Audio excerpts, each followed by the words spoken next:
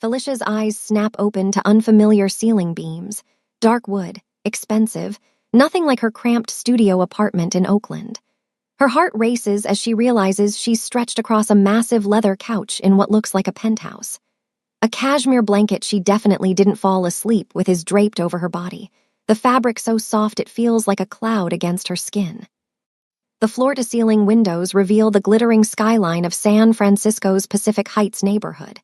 Dawn is breaking over the bay, painting the sky in shades of pink and gold.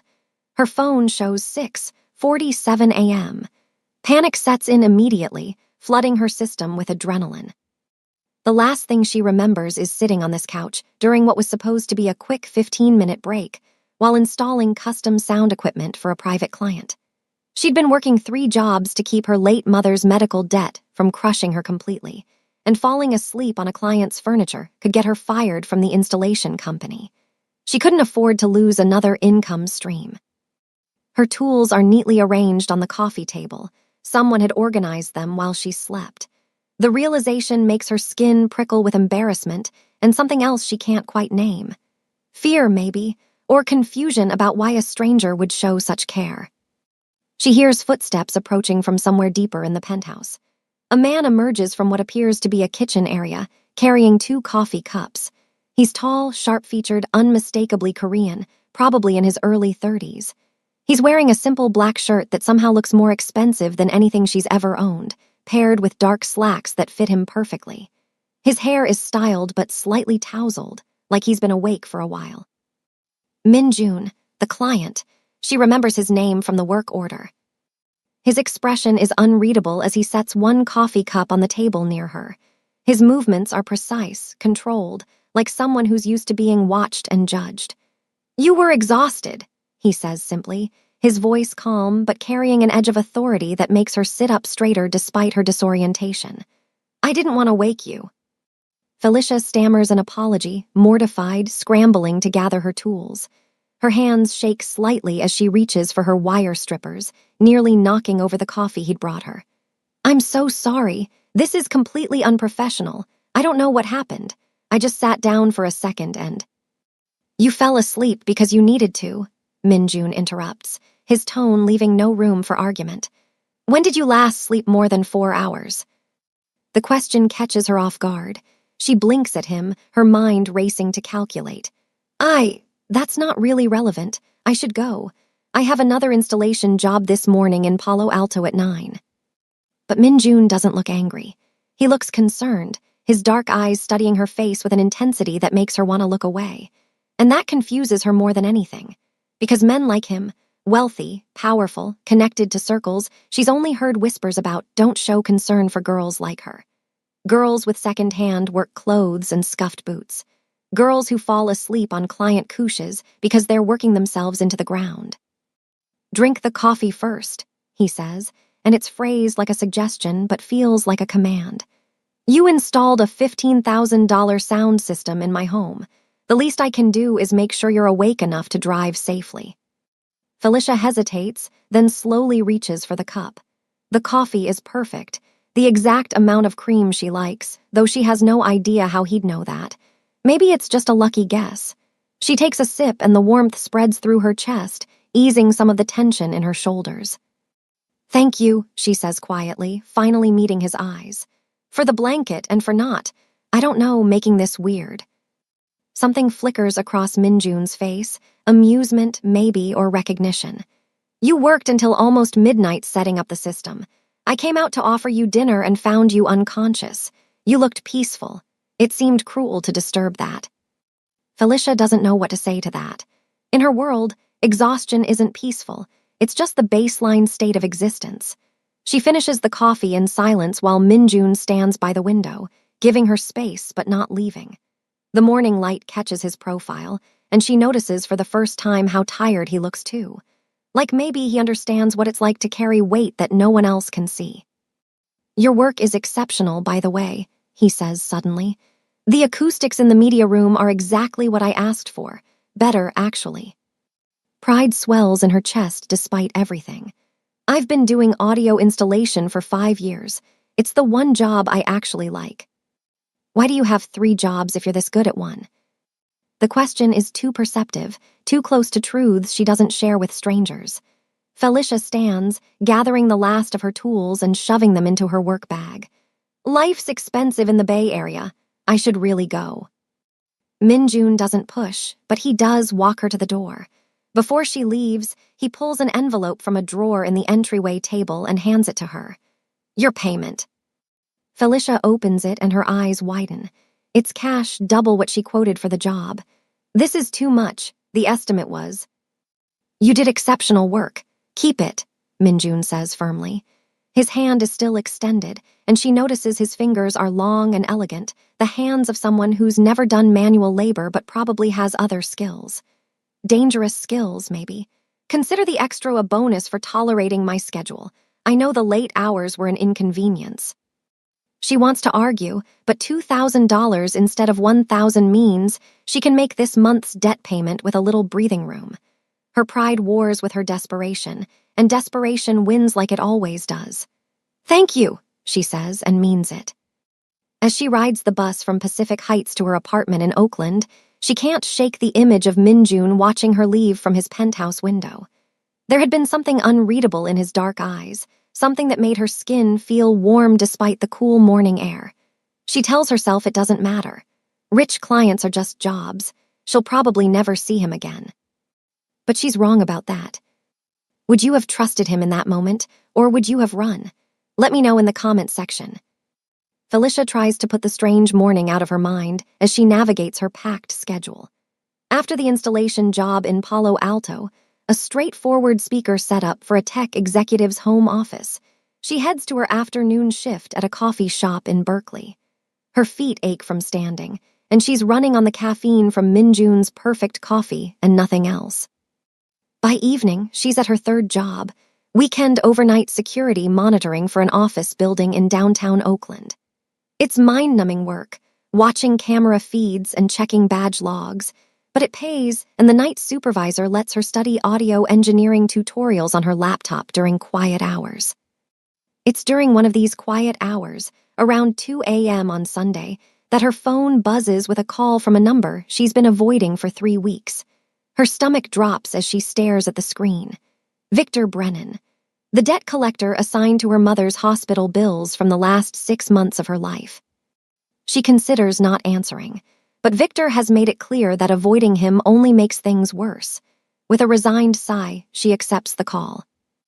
Ms. Richardson, his voice is cold and professional, devoid of any human warmth. I've been trying to reach you. I know, I'm sorry, things have been. I don't need excuses, Ms. Richardson. I need payment. You're 3 weeks behind on your agreed monthly installment. That's against the terms of your payment plan. Felicia closes her eyes, exhaustion and frustration warring in her chest. I had an unexpected expense last month. My car needed repairs, and without it I can't get to my jobs. I'll catch up this month, I promise. Promises don't satisfy debt, Ms. Richardson. You currently owe $47,000 in medical expenses from your mother's final hospital stay. Your payment plan requires monthly installments of $1,000. You've missed September, and now you're late for October. If you don't come up with $12,000 by the end of this month to show good faith, we'll be forced to pursue legal action. $12,000. The number hits her like a physical blow. That's impossible. I can't. Then we'll begin wage garnishment proceedings. We'll also report the delinquency to credit agencies. Your credit score will tank, which will affect your ability to rent, to get loans, too. I understand. Felicia cuts him off, her voice tight. I'll figure something out. You have until October 31st. That's 12 days, Ms. Richardson. I suggest you figure it out quickly. He hangs up without saying goodbye. Felicia sits in the silent security office, staring at the black and white camera feeds without really seeing them. $12,000 in 12 days. She could work around the clock and still not make that kind of money. Her mother's illness had drained their savings, then drained Felicia's credit, and finally drained her hope. Stage 4 pancreatic cancer doesn't care about your financial situation. It just takes and takes until there's nothing left. She thinks about her mother's last words to her in that sterile hospital room. Don't let this debt define you, baby. Promise me you'll live your life, not just survive it. But survival, is all Felicia knows how to do anymore. When her shift ends at 6 a.m., she takes the bus back to her studio apartment in a converted warehouse building in Oakland. The neighborhood is gentrifying rapidly, which means her rent keeps increasing while her building's maintenance keeps declining. She unlocks 3 separate locks on her door, a necessity in this area, and steps into her tiny home. It's just one room with a kitchenette, a bathroom barely big enough to turn around in, and a sleeping alcove. But it's hers, and she's made it comfortable with second-hand furniture and string lights that make the space feel less depressing. Her mother's favorite blanket is draped over the thrift store couch. Her audio equipment, the expensive stuff she's invested in over the years, is organized neatly on shelves she built herself. She collapses on the couch, fully intending to shower and sleep, but instead finds herself staring at the ceiling and doing mental math that doesn't add up no matter how she calculates it. That's when she notices the plain envelope that someone has slipped under her door. Felicia's heart rate picks up as she approaches it cautiously. It's thick cream-colored paper, expensive looking. She picks it up and opens it carefully. Inside is a business card, heavy stock, minimalist design. Minjun's name is embossed in simple black letters, along with a phone number and an address in San Francisco's financial district. No company name, no title, just his name. On the back, in elegant handwriting, is a note. "If you ever need help, call me. No strings. MJ." Felicia stares at the card for a long time, turning it over and over in her hands. How did he know where she lives? The thought should creep her out, but somehow it doesn't. The installation company has her address on file. He could have gotten it from them, but why would he bother?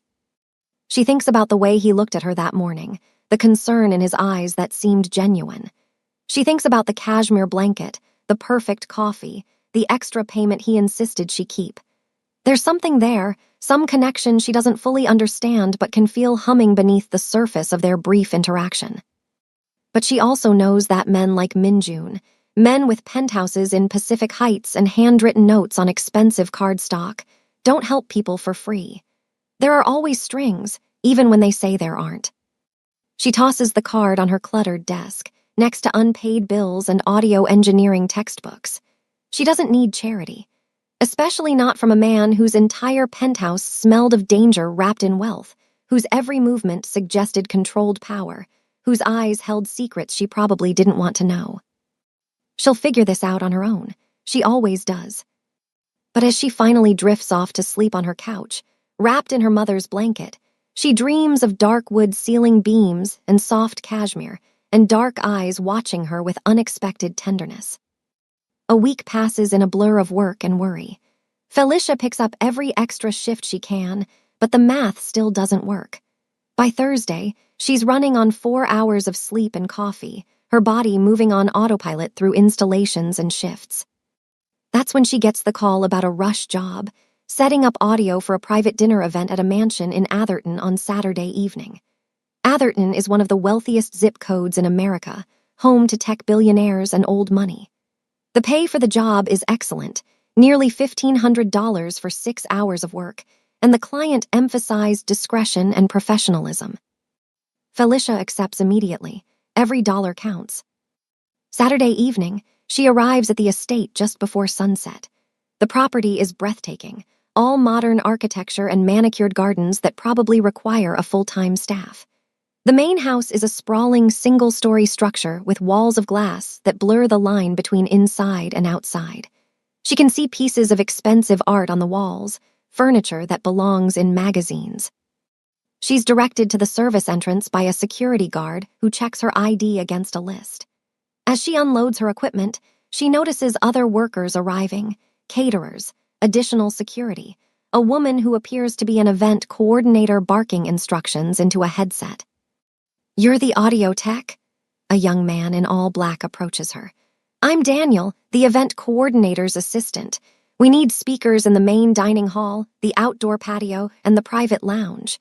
All zones need to be controllable independently, but from one central system." "Not a problem," Felicia confirms. "I'll need about 4 hours for proper setup and testing." "You have 3. Guests arrive at 8. Felicia doesn't argue. She just gets to work, moving efficiently through the space. The main dining hall is stunning, a long table set for 12 with crystal and china that probably costs more than her annual income. She installs discreet speakers in the corners, running cables through the walls with practiced ease. The outdoor patio is next, overlooking a pool that glows turquoise in the gathering dusk. Silicon Valley sprawls in the distance, a carpet of lights. She's mounting the final outdoor speaker when she hears voices from inside the house. One of them is familiar. Felicia's hands still on the speaker mount. She tells herself she's imagining it, that stress and exhaustion are making her hear things. But then she hears it again, that calm, authoritative tone that had offered her coffee and watched her with concerned eyes. Minjun is here. She finishes mounting the speaker quickly and moves to the next task, trying to ignore the way her heart has started beating faster. It's just a coincidence. Atherton isn't that big. Wealthy people run in the same circles. It doesn't mean anything. But as she's running cables through the main living area toward the private lounge, she can't help but glance through an open doorway. And there he is. Minjun is seated in a private lounge area with 3 other men, older, sharper, clearly important. They're all Korean, all wearing expensive suits despite the informal setting. A tea service sits on the low table between them, delicate cups and a ceramic pot that looks ancient and valuable. They're speaking in Korean, and even without understanding the language, Felicia can sense the tension in the room. One man, silver-haired, probably in his 60s, raises his voice slightly, gesturing emphatically. Minjun's response is quiet, controlled, but the older man goes silent immediately, bowing his head in what looks like deference or apology. Another man, younger but still older than Minjun, speaks next. His tone is challenging, almost aggressive. Minjun doesn't raise his voice, doesn't change his relaxed posture, but something in his energy shifts, becomes harder, more dangerous. The challenging man backs down. Felicia realizes she's starring and quickly ducks back behind the wall, her pulse hammering. She shouldn't be seeing this. Whatever this meeting is about, it's clearly private and important and none of her business. She finishes the cable run quickly, focusing on the work and trying not to think about Minjun sitting just one room away. She moves to the private lounge, thankfully empty now, the meeting having moved outside to the patio, and installs the final set of speakers. She's packing up her tools when footsteps approach. She looks up and her breath catches. Minjun stands in the doorway of the lounge, surprise flickering across his face before his expression smooths into something softer, almost warm. He's changed into a different suit, charcoal gray, perfectly tailored, with a black shirt underneath. He looks like power and money and danger all wrapped up in one devastatingly attractive package. Felicia, her name in his mouth sounds different than when other people say it. You're everywhere. She manages a smile despite her racing heart. I go where the work is. He steps into the room, and she's reminded of how tall he is. How he moves with a predator's grace. How have you been? Busy, she says, which is the understatement of the year. You. The same. His gaze lingers on her face, searching for something. Have you thought about my offer? The business card, the note. If you ever need help, call me. Felicia swallows hard. I don't take handouts. It wasn't a handout. It was an offer of friendship. Minjun takes another step closer, and she catches his scent, something expensive and subtle, cedar and bergamot. You helped me create the perfect space in my home. I'd like to help you if you're struggling. How does he know she's struggling? Is it that obvious? The thought makes shame burn in her chest. I'm fine, really, but thank you. Before Minjun can respond, one of the men from the meeting calls out in Korean from somewhere outside. His tone is sharp, impatient. Minjun's expression shifts, the warmth disappearing behind a mask of careful neutrality. He responds in Korean, his voice carrying easily, and the other man goes quiet. He turns back to Felicia and nods once. It was good to see you again. Then he walks away, leaving her standing there with her equipment and more questions than answers. She watches him go, noticing how the other workers give him a wide berth, how even the security guards straighten when he passes. Who is Minjun, really? And why does he keep appearing in her life like fate is trying to tell her something she's not ready to hear? Felicia's world collapses on a rainy Tuesday. 5 days before the deadline Victor Brennan gave her. She's let go from the coffee shop job due to company restructuring, which is code for, "We're cutting costs and you're expendable." They give her 2 weeks severance, which is generous by service industry standards, but nowhere near enough to solve her problems. The loss of income means she's now definitely short on the debt payment. She does the math over and over, hoping it'll somehow change. It doesn't. Even with the extra money from Minjun's installation and the Atherton event, she's still $4,000 short of what Victor demanded. That night after her security shift, Felicia sits in her apartment and stares at the stack of bills on her desk. Medical debt, rent, utilities, student loans from the 2 years of community college she managed before her mother got sick. It's all too much, an avalanche that keeps growing no matter how fast she runs. She thinks about calling Minjun. The business card sits right there on her desk, cream-colored and embossed, a lifeline she's too proud to grab. No, she won't do it. She can't start owing people like him. People with power and secrets and meetings where tension crackles like electricity. But Wednesday evening, her resolve wavers when Victor Brennan shows up at her apartment in person. Felicia opens the door to find him standing there with a legal assistant, both of them in dark suits that make them look like funeral directors. Victor is in his 40s, with thinning hair and cold blue eyes that have probably watched 1,000 people squirm. "Ms. Richardson," he says, not bothering with pleasantries, "may we come in?" She doesn't want to let them in, doesn't want them seeing her small space and her second-hand furniture and her mother's blanket on the couch. But she also knows that making this harder won't help. She steps aside. Victor and his assistant don't sit. They stand in her small living area, making the space feel even more cramped. The assistant opens a briefcase and pulls out papers. "As I informed you on the phone," Victor begins, "you have failed to meet the terms of your payment agreement.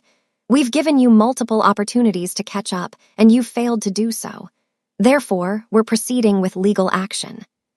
The assistant hands Felicia papers. Her hands shake as she takes them.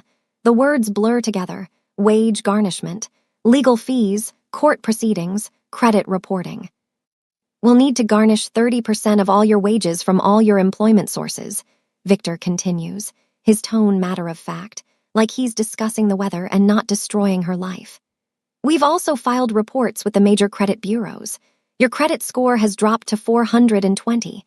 This will affect your ability to rent, to secure loans, to—" "I understand," Felicia cuts him off, her voice barely above a whisper.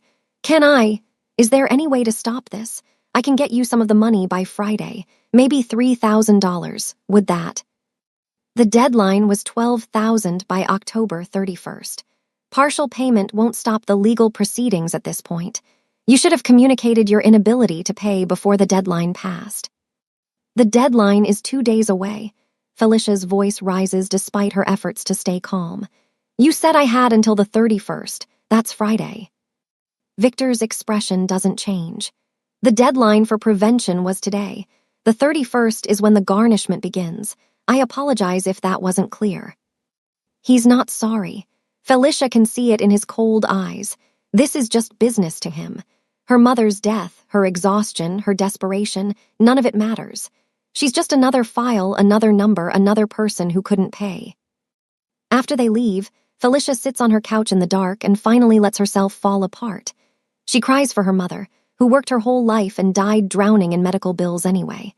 She cries for herself, for the future that's slipping away with every garnished paycheck and every hit to her credit score.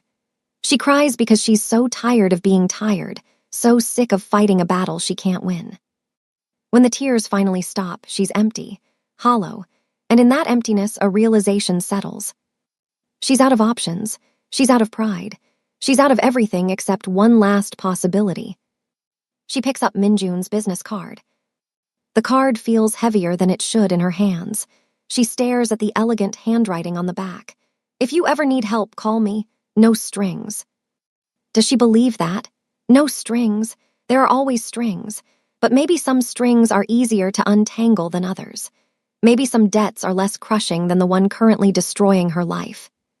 Thursday night, desperate and out of options, She finds herself standing outside the Pacific Heights penthouse, finger hovering over the buzzer. The building is just as imposing as she remembers, all sleek glass and security cameras. Her reflection in the polished doors shows a woman who looks half dead with exhaustion, her hair pulled into a messy bun, her work clothes rumpled. She almost leaves, almost turns around and figures she'll just let the garnishment happen, let her credit tank, let her life spiral further into chaos. It would be easier than asking for help, easier than admitting she can't do this alone. But then she thinks about her mother saying, "Don't let this debt define you, baby."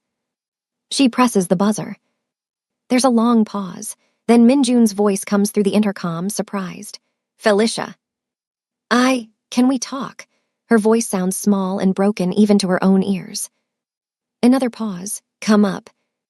The door buzzes, and she enters the building, riding the elevator to the penthouse level with her heart in her throat. The doors open directly into Minjun's entryway, and he's standing there waiting for her. He's dressed casually, black joggers and a fitted gray shirt that shows off his lean, muscular frame. His hair is slightly damp, like he recently showered. He looks comfortable and human, and somehow that makes this harder. "I was just leaving for a meeting," he says, studying her face with those dark, perceptive eyes. "But it can wait. What happened?" The genuine concern in his voice breaks something in her. The carefully constructed walls she's been maintaining for weeks crumble all at once. The story spills out: her mother's cancer, the astronomical medical bills, the payment plan she couldn't maintain, Victor Brennan and the garnishment, and the destroyed credit, and the impossible situation she's trapped in. Minjun listens without interrupting. He doesn't look shocked or uncomfortable or pitying. He just listens, his full attention on her, like her problems matter, like she matters. When she finishes, she feels wrung out and exposed. "I'm sorry," she says, wiping at her eyes. "I shouldn't have come here. I don't even know why I did. You probably can't help anyway, and I don't want." "Come inside," Minjun says quietly. Felicia hesitates. "Your meeting." "Can wait. Come inside, Felicia." She follows him into the penthouse, back to that same leather couch where this all started, where she fell asleep exhausted and woke up covered in cashmere. It feels like a lifetime ago. Minjun disappears into the kitchen while Felicia sits rigidly on the couch, her hands clasped in her lap. She feels like she's vibrating with tension. Every muscle tight with stress and fear and uncertainty. What is she doing here? What does she expect him to do? Write her a check? He's wealthy, but $6,000 is still a lot of money to just give to someone he barely knows. He returns carrying 2 cups of tea on a wooden tray, along with a plate of what looks like homemade Korean cookies. The domesticity of it catches her off guard. She'd expected him to have staff, but he seems to be alone in the penthouse. "Do you live here by yourself?" she asks as he sets the tray down. "Most of the time. I have a housekeeper who comes twice a week, but I prefer my private space to remain private." He hands her a cup of tea, something floral and soothing, and sits across from her in an armchair, not next to her on the couch, giving her space. "Tell me exactly how much you owe total." 47,000 in medical debt. But the immediate problem is I need 12,000 by Friday to stop the garnishment and legal action. Minjun is quiet for a moment, his long fingers wrapped around his teacup. "I'll give you the money." Felicia's head snaps up. "What?" "I'll give you the money to stop the garnishment, and I'll pay off the rest of the debt as well." Her heart leaps and sinks simultaneously. "I can't accept that. I'd never be able to pay you back." "Then don't think of it as a loan. Think of it as..." "Charity." The word comes out sharper than she intends. "I didn't come here for a handout, Minjun. I don't know why I came here." "You came here because you're out of options and you knew I would help." His voice is gentle but firm. "There's no shame in that, but if you won't accept it as a gift, then let me offer you something else." Felicia waits, her chest tight. Minjun leans forward slightly, his elbows on his knees. "Work for me. I'll give you the money you need right now today to stop the legal action, and you'll work for me for 6 months to pay it back. I'll pay you well, enough to cover your living expenses and make payments toward the debt. At the end of 6 months, we'll reassess." She blinks at him, trying to process. Work for you doing what? I already installed your sound system. I have business interests that require technical expertise, audio surveillance, counter-surveillance, private security installations. Your skills are exactly what I need. He pauses. But I need to be honest with you about what you'd be getting into. What kind of business interests? Felicia asks, even though part of her doesn't want to know. Minjun sets down his tea and meets her eyes directly. My family has been in California for 3 generations. We started with import-export, then expanded into property management, private security consulting, and various other legitimate businesses. But we operate in a world that values discretion and loyalty above everything else. The Korean Business Network, Felicia says, remembering what she'd overheard at the Atherton event. Yes, we're not criminals, Felicia. Everything we do is legal. But the people I work with, the families I'm connected to, we handle our business privately. We don't trust outsiders. We don't use outside contractors for sensitive work, which is why I need someone in-house for technical installations. Sensitive work like what? Secure communication systems, counter-surveillance sweeps to ensure our spaces aren't compromised, setting up encrypted networks, nothing illegal but everything confidential. He watches her carefully, gauging her reaction. I won't lie to you, there are risks. If you work for me, you'll be entering a world where information is currency and loyalty is everything. Some people might see you as a weakness because you're not part of the traditional families. Is that why those men at the Atherton event seemed tense? Felicia asks. Because you're making changes they don't like. Minjun's eyebrows rise slightly. You're observant. Yes, I'm trying to modernize how we operate, bring us more fully into legitimate business. Some of the older generation thinks I'm too American, too willing to break with tradition. It creates tension. Felicia processes this. It sounds dangerous, but also not as bad as she'd feared. And you think I can help with this? A girl from Oakland who installs speakers for a living. I think you're incredibly skilled at something I need. I think you're smart and observant and trustworthy. And I think you deserve a chance to breathe instead of drowning. His voice softens. I'm not trying to trap you, Felicia. I'm offering you a way out of an impossible situation. If you don't want to take it, I'll still help you with the immediate debt. But I'd like you to consider working for me. She stares into her tea, watching the leaves swirl at the bottom of the cup. Every instinct tells her this is complicated and potentially dangerous. But every practical bone in her body knows she's out of options. Why me? She asks quietly.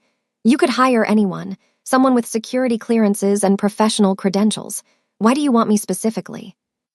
Minjun is silent for a long moment. When he speaks, his voice is soft and honest.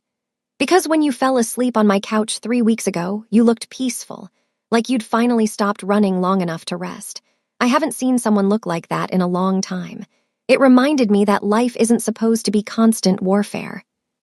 He pauses, seeming to choose his words carefully. And because I've spent my entire life surrounded by people who want something from me. Power, connections, money, status. You didn't even want to accept extra payment for exceptional work. You fell asleep because you were exhausted, not because you were trying to manipulate me. Do you know how rare that is in my world? Felicia's throat tightens. She thinks about her mother, about the promise she made to not let debt define her life. Maybe this is the universe offering her a way to keep that promise. 6 months, she says finally. I'll work for you for 6 months, but I pay back every penny of what you give me. This is a job, not charity. Minjun nods slowly, and something like relief crosses his face. Every penny, and Felicia, thank you for trusting me. They shake on it, and Felicia tries to ignore how her hand tingles where his skin touches hers, how his grip is strong but gentle, how this feels like jumping off a cliff and hopping someone catches her.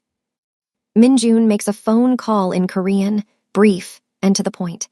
Then he goes to a safe hidden behind a piece of art on the wall and returns with stacks of cash.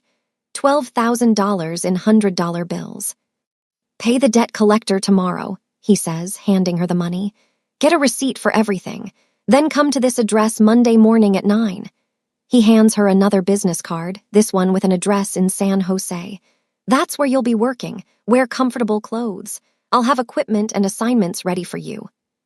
Felicia stares at the cash in her hands. It's more money than she's ever held at once. It's salvation and complication all wrapped together. I don't know what to say. Say you'll get some sleep this weekend. You look exhausted. She laughs, and it comes out shaky. You're the second person to tell me that. Then maybe you should listen.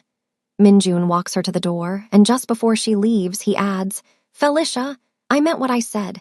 No strings. If you decide after a week that this isn't for you, you can leave. The debt is already paid as far as I'm concerned. I don't quit jobs, she says firmly.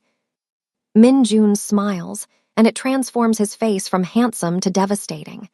I didn't think you did. As Felicia rides the bus home with $12,000 in her bag, she feels like she's standing at a crossroads. One path leads back to the grinding struggle she knows, the slow drowning in debt and exhaustion. The other path leads into Minjun's world, mysterious and potentially dangerous, but also offering something she hasn't had in years. Hope. She chooses hope. Friday morning, Felicia walks into the debt collection office with $12,000 in cash and a receipt book. Victor Brennan's face, when she counts out the money, is almost worth the stress of the past few weeks. He processes the payment with barely concealed surprise, providing her with documentation that the garnishment proceedings have been halted and her account is current. Walking out of that office feels like breathing for the first time in months. She spends the weekend in a daze, barely believing her life has changed so dramatically. She pays her rent in advance for the next 2 months. She buys groceries without calculating every dollar. She sleeps for 12 hours straight and wakes up feeling almost human. Monday morning, she arrives at the address Minjun gave her, a sleek office building in downtown San Jose. All glass and steel and modern architecture. The directory in the lobby lists various tech companies and consulting firms, but the 10th floor just says, private. The elevator requires a key card for the 10th floor. As Felicia is trying to figure out what to do, a well-dressed Korean woman in her 50s approaches. You must be Felicia Richardson, the woman says in perfect, unaccented English. I'm Grace Park, Mr. Min's executive assistant. Welcome. She hands Felicia a key card. This will give you access to the 10th floor and your office. Let me show you around. The 10th floor is stunning. The main space is an open-concept office with state-of-the-art equipment, floor-to-ceiling windows overlooking Silicon Valley, and a sleek conference room behind frosted glass. But there are also private offices along one wall, and Grace leads Felicia to one of them. This is yours, Grace says, opening the door. Felicia steps inside and her jaw drops. The office is equipped with everything she could possibly need: professional-grade audio equipment, computers with top-tier specs, testing devices she's only dreamed of using, and organizational systems that make her current setup look like a child's toy box. Mr. Min wants you to be comfortable and efficient, Grace explains. Everything here is yours to use as needed.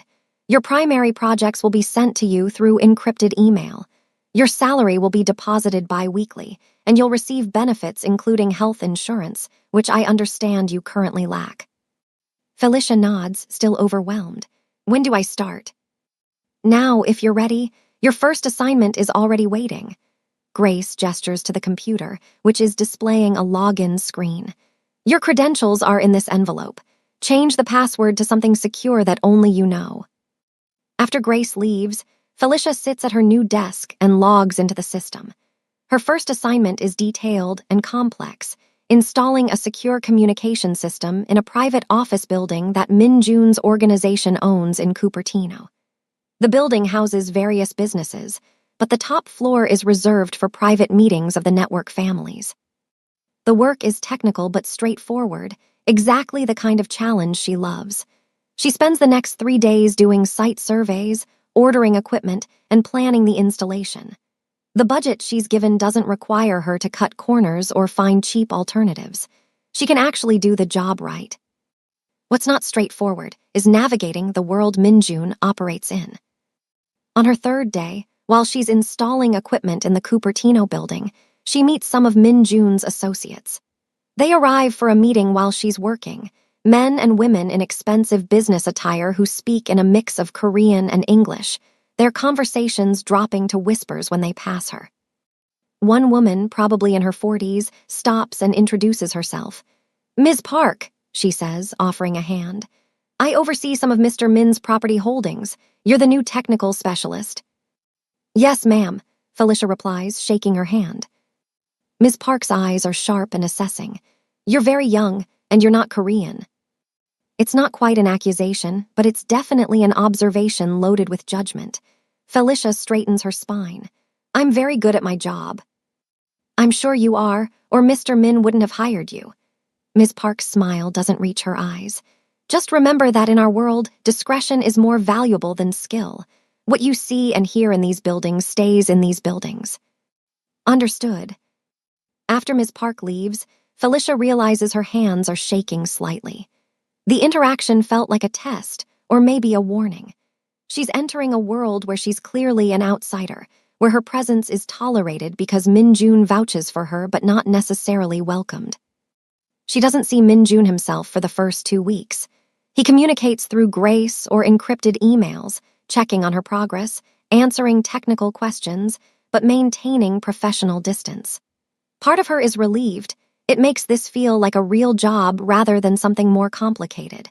But another part of her wonders if he's avoiding her deliberately. Then, on a Friday evening, when she's finishing up a particularly complex installation in the San Jose office, Min Jun appears. "Working late," he observes, leaning against the doorframe of her office. Felicia jumps slightly, not having heard him approach. He's wearing a suit, navy blue, impeccably tailored, and looks like he just came from an important meeting. But his tie is slightly loosened and his hair is a bit disheveled, making him look more approachable. "I wanted to finish the calibration tonight so the system can run diagnostics over the weekend," she explains, gesturing to her laptop showing measurement data. Min Jun steps into her office, examining the equipment she's set up. "You've done exceptional work. Grace showed me the reports. We've never had such thorough documentation." Pride warms her chest. "Thank you." "Have you eaten?" he asks suddenly. No, I was going to grab something on the way home." "Come to dinner with me." It's phrased like a request, but Felicia senses it's more of an expectation. She saves her work and follows him out to the parking garage where a sleek black car is waiting. Not ostentatious, but clearly expensive. Min Jun drives them himself, no chauffeur, heading toward Cupertino. They end up at a small Korean restaurant tucked into a strip mall, the kind of place that's invisible unless you know it's there. But the moment they walk in, the owner rushes over, greeting Min Jun like family. They're led to a private room in the back, away from other diners. "You come here often?" Felicia asks as they settle onto cushions at a low table. "My grandmother used to bring me here when I was a child. The owner's family and mine have known each other for generations." Min Jun orders in Korean, a rapid exchange with the owner that includes laughter and what sounds like gentle teasing. "I ordered a variety. I hope you like Korean food." "I've had it a few times. I like it." The food arrives quickly. Bibimbap, bulgogi, kimchi, and several dishes Felicia doesn't recognize but that smell amazing. They eat in comfortable silence for a while, and Felicia realizes how hungry she actually is. "How are you adjusting?" Min Jun asks eventually. "To the work, to the office, to everything." "It's different than I expected," Felicia admits. "The work itself is great. Dream projects, unlimited budget, actual time to do things right. But the people are suspicious of you," Min Jun finishes.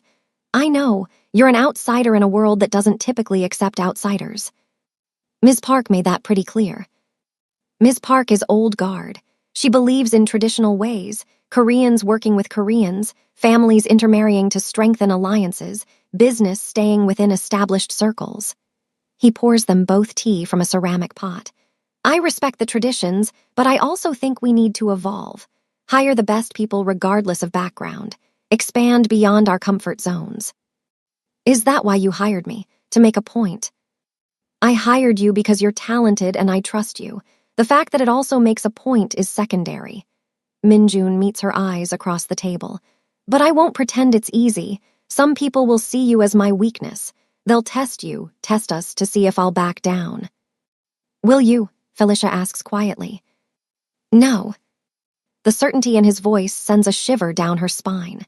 They finish dinner while Minjun tells her more about the network, the different families, their various businesses, the unspoken rules that govern everything.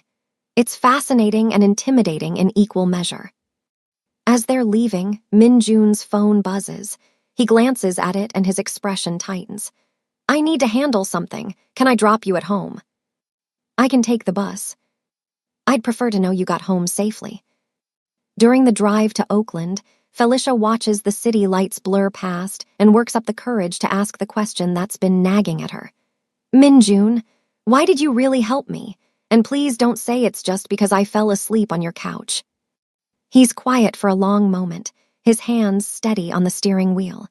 Do you ever feel like you're living a life that was chosen for you instead of one you chose? The question surprises her. Every day since my mom got sick. I was born into this world. I didn't choose it. I was raised to take over my father's position, educated at the right schools, introduced to the right people.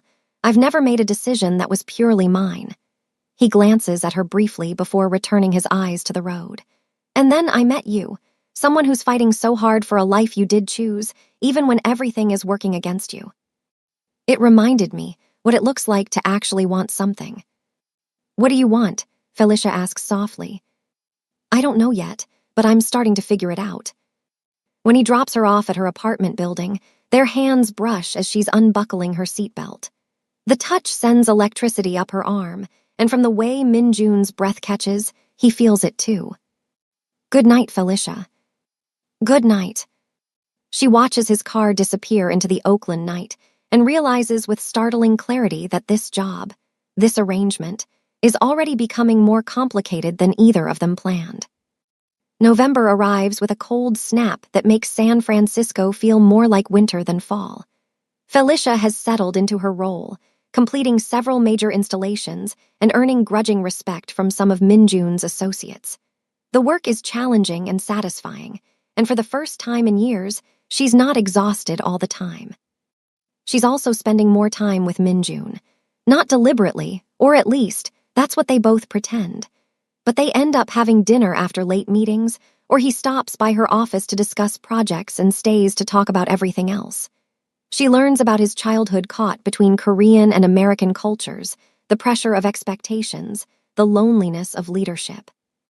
He learns about her mother's strength, her own dreams of someday opening an audio engineering studio, her fear that she's forgotten how to want things just for herself. The attraction between them grows like a slow fire, building heat with every shared glance and accidental touch, but neither of them acts on it. The professional boundary feels important, necessary, even as it becomes harder to maintain. Then everything changes on a cold November evening. Felicia is working late in the downtown San Jose office, finishing up a security audit Minjun requested. Most people have gone home, but the conference room lights are still on. She can hear voices, tense, arguing in Korean. She's packing up her equipment when the conference room door opens and two people step out, still deep in conversation.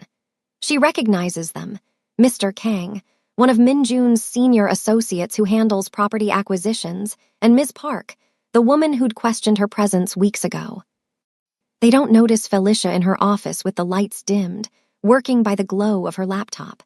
Their voices carry clearly in the quiet office space. They switch to English mid-conversation, probably assuming they're alone. Can't wait much longer, Mr. Kang says, his voice tight with frustration. Minjun is making moves that will lock us out completely if we don't act soon. I know, Ms. Park replies, but we need majority support from the family heads before we make our move. 3 are still loyal to him. Because they remember his father, but his father is dead and Minjun is weak, too American, too willing to bring in outsiders. There's a pause and Felicia holds her breath. Like that girl he hired. The audio tech, Ms. Park's voice drips with disdain. She's just a tool. He's using her to prove a point about modernization. But she's also his weakness. He's too protective of her, too invested in her success. Then we use her, Mr. Kang says coldly. If she finds out what we're really planning, it could work to our advantage. Either she tells Minjun and he looks paranoid and unstable for believing an outsider over his own people, or she doesn't and he remains ignorant until it's too late. What exactly are you suggesting? I'm suggesting we let her overhear just enough to make her suspicious. When she goes to Minjun, we deny everything and point out how he's letting a girl he barely knows poison his mind against his own organization. The family heads will see it as proof he's not fit to lead. That's risky. What if? What if nothing? We've been planning this for months. 3 of the family heads are already with us. We just need one more to have majority support to call for a leadership vote. Once we have that, we remove Minjun from his position and install someone more appropriate. Felicia's blood runs cold. She sits frozen in her dark office, her heart pounding so hard she's sure they can hear it. They're planning a coup. They're planning to use her to undermine Minjun. Ms. Park's voice drops lower. And if Minjun refuses to step down quietly? Then he'll step down the hard way. This is business, Ms. Park. Sentiment has no place in leadership decisions. They move away, their voices fading as they head toward the elevators. Felicia waits until she hears the elevator doors close before she moves. Her hands are shaking as she pulls out her phone. She calls Minjun immediately. He answers on the second ring, his voice warm. Felicia, what's... We need to talk, in person, right now. She's proud that her voice comes out steady despite the adrenaline flooding her system. There's a pause, and when Minjun speaks again, his tone has shifted to something harder, more alert. Where are you? Still at the office. Stay there, lock yourself in. I'm 20 minutes away. He makes it in 15.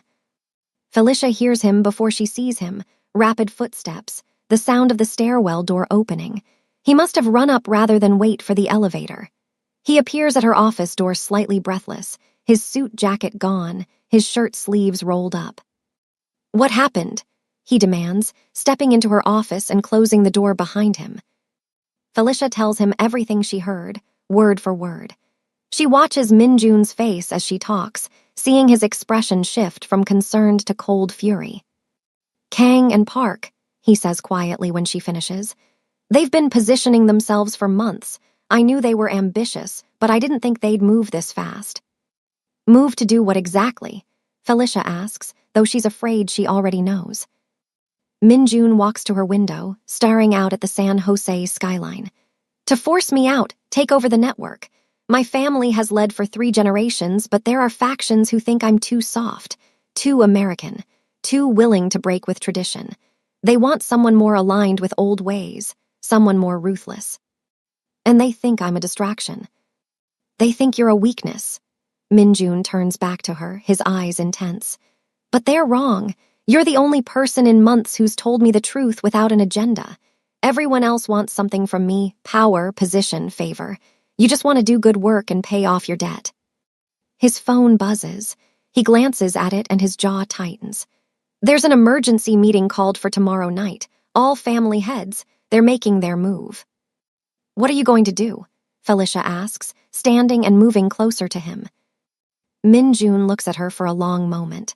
I'm going to fight, but first, I need to keep you safe. If they're willing to use you as a pawn, they might try something more direct. I'm not leaving you to face this alone. Felicia. No, you gave me a chance when no one else would. You helped me when you didn't have to. I'm not running now. She crosses her arms. Besides, I might be useful. They think I'm just some girl who installs speakers. Let them underestimate me. Minjun's expression softens slightly. You're not just some girl. You never were. The air between them feels charged, heavy with everything they've been avoiding saying. Minjun takes a step closer, and Felicia's breath catches. I shouldn't want this, he murmurs, his hand coming up to cup her cheek. It makes everything more complicated. Then don't think, Felicia whispers, her heart racing. Just for a minute, don't think. He kisses her slow at first, tentative, like he's giving her a chance to pull away. But Felicia leans in instead, her hands fisting in his shirt. The kiss deepens, months of tension and unspoken feelings pouring out. When they finally break apart, they're both breathing hard. Felicia, Minjun says, his forehead resting against hers. If we do this. I know, It complicates everything, but I think we're already complicated. He laughs softly, and the sound makes her smile. Yes, we are definitely complicated. They spend the night at Minjun's penthouse, planning their strategy. Minjun makes calls in Korean, reaching out to the family heads he trusts, building his coalition. Felicia uses her technical skills to pull together evidence they'll need, documentation of financial irregularities in Kang and Park's divisions, communication records showing their coordination. As dawn breaks over San Francisco, they're ready. Minjun insists Felicia stay at his penthouse for safety leading up to the meeting. She works remotely, using his secure network to continue gathering evidence while he handles the political maneuvering required to maintain his position. On the second night, after a series of tense phone calls, Minjun finally lets himself relax slightly. They're sitting in his living room, the same couch where this all started, and he opens up completely. I never wanted this, he admits, staring at the city lights through the floor-to-ceiling windows. When my father died 2 years ago, I inherited everything. The businesses, the responsibilities, the expectations. I was supposed to just step into his role and continue his legacy exactly as he'd built it. But you wanted to do things differently, Felicia says. I wanted to evolve, to make sure we could survive in a changing world. My father's generation built empires through old-world networks and cultural connections. That still matters, but it's not enough anymore. We need to modernize, diversify, actually integrate into American business culture instead of just existing parallel to it. He turns to look at her. That's why I hired you, not just because you're talented, though you are, but because you represent the future I'm trying to build. One where we can work with anyone, where loyalty and skill matter more than last names and family trees. Felicia reaches for his hand. I'm glad you did, even though it's complicated. When I saw you asleep on that couch, Minjun continues, his thumb tracing circles on her palm, you looked so peaceful despite everything you were carrying. I realized I hadn't felt peace in years, maybe never, and I wanted to protect that for you. Selfish, maybe. It's not selfish, Felicia says firmly. You gave me a chance to breathe, to actually live instead of just surviving. Do you know how rare that is? Their eyes meet, and the vulnerability in Minjun's expression takes her breath away. He's always so controlled, so carefully composed. But right now, he just looks tired and young and human. I'm afraid, he admits quietly, of losing everything my family built, of letting people down, of being crushed by expectations I never asked for. I'm afraid too, Felicia says, of being the reason you lose everything, of not being strong enough to survive in your world, of caring too much about someone I was only supposed to work for. When did it become more than work? Minjun asks. Probably that first morning, when you made me coffee instead of being angry that I fell asleep. You looked at me like I mattered, not like I was just some service worker who inconvenienced you. No one had looked at me like that in a long time. You matter, Minjun says, his hand moving to cup her face. More than is probably wise, but I can't seem to care about wise anymore. They kiss again, deeper this time, less tentative. When they break apart, Felicia makes a decision. I'm coming to the meeting tomorrow, she says, leaving no room for argument. If they think I'm a weakness, let's prove them wrong. Let's show them I'm an asset. Minjun studies her face. It could get ugly. I'm tougher than I look. I know you are. That's what scares me. The next evening, Felicia insists on attending the meeting. She dresses carefully, professional but not trying too hard, her natural hair in a sleek bun, minimal makeup. She wants to look competent and confident, not like someone trying to fit into a world where she doesn't belong. The meeting is held in a private room at an upscale hotel in Hillsborough, one of the wealthiest communities in America. When Minjun enters with Felicia at his side, the shock on several faces is priceless. The room is set up with a long table where the family heads sit, 5 men and 1 woman, all Korean, all over 50. Around the perimeter are chairs for senior associates. Mr. Kang and Ms. Park are already seated, and their expressions when they see Felicia are a mix of surprise and calculation. Minjun pulls out a chair for Felicia at the main table, a deliberate statement. She's not sitting with the associates. She's sitting as his equal. "Shall we begin?" Minjun says calmly, taking his seat at the head of the table. Mr. Kang clears his throat. "Minjun, I don't think it's appropriate to have an outsider present for family business. Ms. Richardson is my technical security director. She has clearance for all our business operations." Minjun's voice is pleasant but firm. "Unless you have concerns about security breaches." The implication hangs in the air. Mr. Kang's eyes narrow, but he says nothing. The meeting proceeds with surface-level business for the first 30 minutes, reports on various holdings, discussion of upcoming investments. But the tension is palpable, everyone waiting for the real confrontation. Finally, Ms. Park speaks up. "I'd like to address concerns that have been raised about the direction of our organization." "What concerns?" Minjun asks mildly. "Concerns that we're abandoning tradition, bringing in outsiders, making decisions that prioritize growth over loyalty to our community." Ms. Park's gaze flicks to Felicia. "Some feel we're losing our identity." "Identity is important," Minjun agrees. "But identity that can't adapt dies. Our parents and grandparents built this network by adapting to a new country while honoring their heritage. I'm doing the same thing, honoring what they built while ensuring we survive the next generation." Mr. Kang leans forward. "By hearing people with no connection to our families, by sharing our business secrets with strangers, by hearing the best talent regardless of background, by modernizing our security and operations, by making sure we're not just surviving but thriving." Minjun's voice remains calm, but there's steel underneath. "Unless you'd prefer we continue with outdated systems that leave us vulnerable to actual security threats." "What security threats?" one of the family heads asks, Mr. Lee, an older man who's generally been neutral toward Minjun. Minjun looks at Felicia. She stands, pulling out a tablet and connecting it to the room's display screen.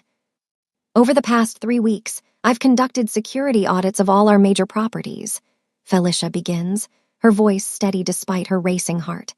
"I found multiple vulnerabilities, outdated encryption, compromised communication channels, even physical security gaps that could allow unauthorized surveillance." She brings up a series of technical displays, walking the room through specific findings. She can see comprehension dawning on several faces. They didn't realize how exposed they were. "I've implemented fixes for most of these issues," Felicia continues. "But in the process, I also found something else." She switches to a new screen showing financial records. There are discrepancies in several accounts, money being moved in ways that don't match the official books. Small amounts at first, but increasing over the past 6 months. Mr. Kang's face goes pale. Ms. Park sits very still. "These discrepancies," Minjun picks up the narrative, "all trace back to accounts controlled by Mr. Kang and Ms. Park. A total of nearly $200,000 diverted from organizational funds into private accounts." The room erupts. Family heads demanding explanations, associates looking shocked, Mr. Kang and Ms. Park trying to talk over each other. Minjun waits for the noise to die down before continuing. "I didn't want to believe it. I've worked with both of you for years, but the evidence is clear. You've been skimming funds while simultaneously planning to undermine my leadership by claiming I'm fiscally irresponsible and too trusting of outsiders." He looks around the room. The irony, of course, is that it was an outsider, someone with no loyalty to our family politics, who uncovered the truth, because she was looking at systems objectively rather than protecting anyone's reputation. Ms. Park stands abruptly. "This is a setup. That girl has manipulated you." "Sit down," one of the family heads says coldly. "It's Mrs. H. Wang, the woman who heads one of the oldest families in the network. We've seen the evidence. It's comprehensive and damning." The room goes silent. In this world, Felicia has learned, loyalty is everything. Financial betrayal is unforgivable. It doesn't matter how legitimate Mr. Kang and Ms. Park's concerns about modernization might be. They stole from the organization, and that's a line that can't be uncrossed. The verdict is swift. Mr. Kang and Ms. Park are stripped of their positions and expelled from the network. Their business interests will be absorbed by other families. It's a complete and total fall from power. As they're escorted out, Ms. Park turns to Felicia with pure hatred in her eyes. "You don't belong here. You never will." Felicia meets her gaze steadily. "Maybe not, but I'm here anyway." After they leave, the meeting continues for another hour, with the family heads reaffirming their support for Min-jun's leadership. By the end, it's clear he's not just survived the challenge, he's emerged stronger. As people are leaving, Mrs. H. Wang approaches Felicia. "You did well, Ms. Richardson. You have good instincts." "Thank you, ma'am." Min-jun is fortunate to have someone so capable and trustworthy. Mrs. H. Wang's eyes are sharp and knowing. "Don't let him take you for granted." "I won't." In the car ride back to San Francisco, Min-jun is quiet. Felicia can see the tension slowly draining from his shoulders as the adrenaline wears off. "You were incredible," he says finally. "We were incredible," Felicia corrects. "You handled the politics. I just handled the technical proof." "You handled much more than that. You gave me the ammunition I needed to fight back. You stood beside me when you could have walked away to avoid the conflict." He reaches over and takes her hand. "Thank you."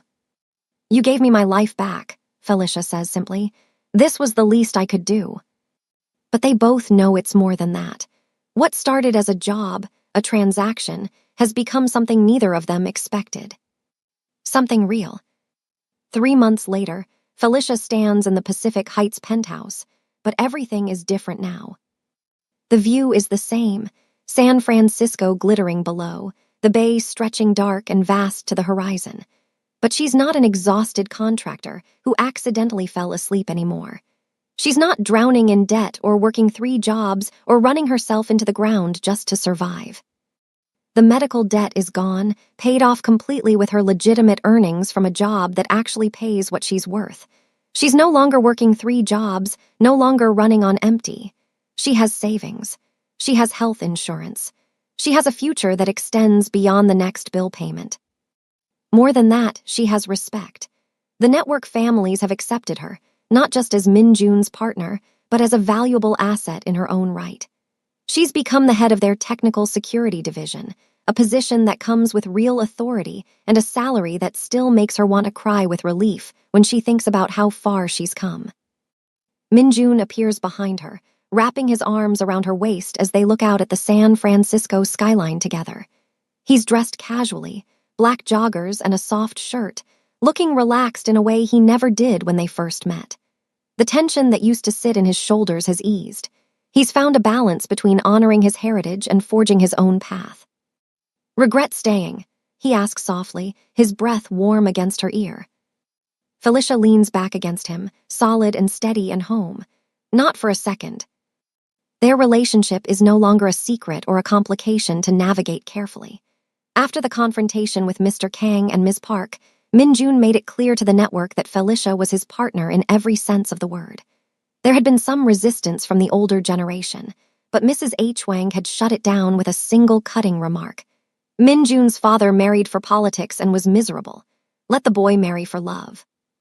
Marry. The word had hung in the air between them for weeks afterward, unspoken but present in every shared glance and touch. "You know what I think about sometimes," Felicia says now, turning in Min-jun's arms to face him. "What?" "That night I fell asleep on your couch. If I'd woken up and left before you saw me, none of this would have happened. I'd probably still be drowning in debt, working myself to death, surviving instead of living." Min-jun's hands frame her face gently. "I would have found a way back to you. I think I knew that morning that you were going to change my life. I just didn't know how completely." "Changed it how?" "You reminded me what it feels like to actually want something instead of just accepting what's expected. You showed me that strength isn't about never needing help. It's about being brave enough to accept it when you do." He pauses, his dark eyes searching hers.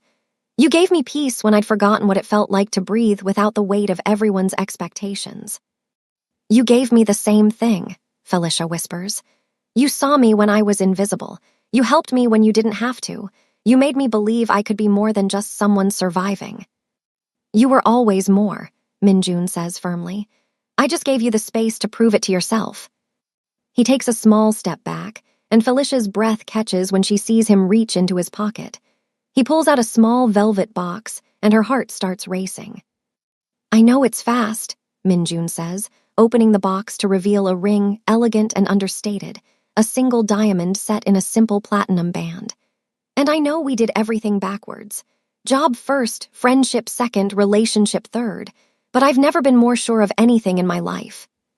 He takes her hand, his thumb brushing over her knuckles. Marry me, not because you owe me anything, you don't. Not because it makes political sense, though Mrs. H. Wang will be insufferably smug about being right. Marry me because I can't imagine my life without you in it. Because you gave me peace when I'd forgotten what it felt like. Because you're the best decision I never planned to make. Felicia's eyes fill with tears, but she's smiling so hard her cheeks hurt. Yes, absolutely yes. Minjun slides the ring onto her finger, and it fits perfectly. Of course it does. He probably had it custom made, probably spent weeks getting every detail exactly right because that's who he is. Thoughtful and careful and devoted in ways that still take her breath away. I love you, she says, the words feeling both enormous and simple. I don't think I've said that out loud yet, but I do. I love you. I love you too, Minjun replies, pulling her into a kiss that tastes like happiness and promise and home. I have since that first morning when you woke up looking confused and mortified on my couch. They stay wrapped in each other's arms as the sun sets over San Francisco, painting the sky in shades of gold and pink. Felicia thinks about her mother, about the promise she made to not let debt define her life. She hopes somehow her mother knows that her daughter kept that promise, that she found not just survival but joy, not just escape from debt but a future worth building. What are you thinking? Minjun asks, reading the emotion on her face. I'm thinking about my mom, wishing she could have met you. She would have liked you. Tell me about her. So Felicia does, sharing stories about her mother's strength and humor and fierce determination to give her daughter a better life even when she was dying. Minjun listens without interrupting, his arms a steady presence around her. She sounds remarkable, he says when Felicia finishes, like someone else I know. I'm not that remarkable, I just got lucky. I fell asleep on the right couch. Minjun shakes his head. You didn't get lucky. You worked yourself to exhaustion trying to honor your mother's sacrifice. You were brave enough to ask for help when you needed it. You were strong enough to enter a world where you didn't belong and prove yourself anyway. That's not luck, Felicia. That's who you are. Later that evening, they sit on that same leather couch, the one where everything started, and plan their future. Minjun wants a small wedding, just family and close friends. Felicia agrees, having no desire for anything elaborate. They talk about eventually buying a house together, something with space for her audio equipment and his need for a home office. They talk about the organization and where they want to take it, about balancing tradition with innovation. But mostly they just exist together, comfortable in the silence, finding peace in each other's presence. Felicia realizes that sometimes the best things in life happen when you're too tired to keep your walls up. Sometimes you fall asleep on the right couch and wake up to find someone who's been waiting to cover you, not just with a blanket, but with his whole heart. Sometimes you take a job because you're desperate, and it turns into a future you never imagined, but can't imagine living without. Sometimes the Korean Mafia boss with the penthouse in Pacific Heights and the weight of generational expectations on his shoulders is also just a man who makes perfect coffee and looks at you like you're the most important person in his world. And sometimes, just sometimes, everything works out exactly the way it's supposed to. 3 years later, Felicia stands in a different space, the audio engineering studio she finally opened with Minjun's support and her own hard-earned expertise. The studio is in a converted warehouse in Oakland, not far from her old apartment. It's state-of-the-art, everything she ever dreamed of having. She's training 2 new apprentices, both young women from backgrounds similar to hers. Women who need a chance, who have talent but not connections or resources. Felicia gives them both, the way Minjun once gave her both. Her phone buzzes with a text from Minjun. Dinner tonight, I have news. She smiles and texts back. Always, I have news too. That evening, over Korean food at their favorite restaurant, the same one where he first took her years ago, they share their news. The network voted to expand into community investment. Minjun says, his eyes bright with excitement. Funding small businesses, supporting education initiatives, actually giving back instead of just protecting our own interests. It's everything I've been working toward. That's amazing, Felicia says, genuinely proud. He's transformed the organization in ways no one thought possible, honoring tradition while building something better. What's your news? He asks. Felicia takes his hand and places it on her still flat stomach. We're having a baby. Minjun's face goes through several emotions in rapid succession: shock, joy, wonder, and something that looks like fear. A baby? I'm going to be a father. In about 6 months, yes. He stands abruptly, pulls her to her feet, and kisses her right there in the restaurant while other diners smile and the owner cheers. When they finally break apart, Minjun has tears in his eyes. Thank you, he whispers, for everything, for falling asleep on my couch, for trusting me, for building this life with me. Thank you for covering me with your heart, Felicia replies, and never taking it back. As they walk out of the restaurant hand in hand, Felicia thinks about how far they've both come. From that first morning when she woke up confused and mortified to this moment of perfect happiness. It wasn't easy, it wasn't simple, but it was worth every complicated, messy, beautiful step. Because some people are worth fighting for, some love is worth the risk, and some debts, the ones paid in trust and vulnerability and shared dreams, are the kind you're grateful to owe. Felicia fell asleep on Minjun's couch, exhausted and alone, drowning in debt and desperation. She woke up covered in cashmere and found a man who saw past her circumstances to her worth.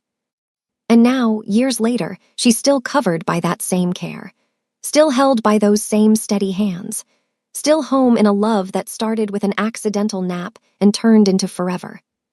The Korean Mafia boss and the audio tech who fell asleep on his couch. It sounds like the beginning of a story, and it was. But it's also the middle and the ending, the whole beautiful, improbable, perfect tale of two people who found each other when they both needed saving. And they lived, not happily ever after in some fairy tale way, but really and fully and beautifully ever after in the way real people do, with challenges and growth and love that deepens with every passing day. Felicia Richardson, who once couldn't imagine a future beyond the next bill payment, now has a future so bright she sometimes has to squint to believe it's real. All because one night, exhausted and desperate, she fell asleep on the right couch. And the right man decided to cover her, not just with a blanket, but with his whole heart.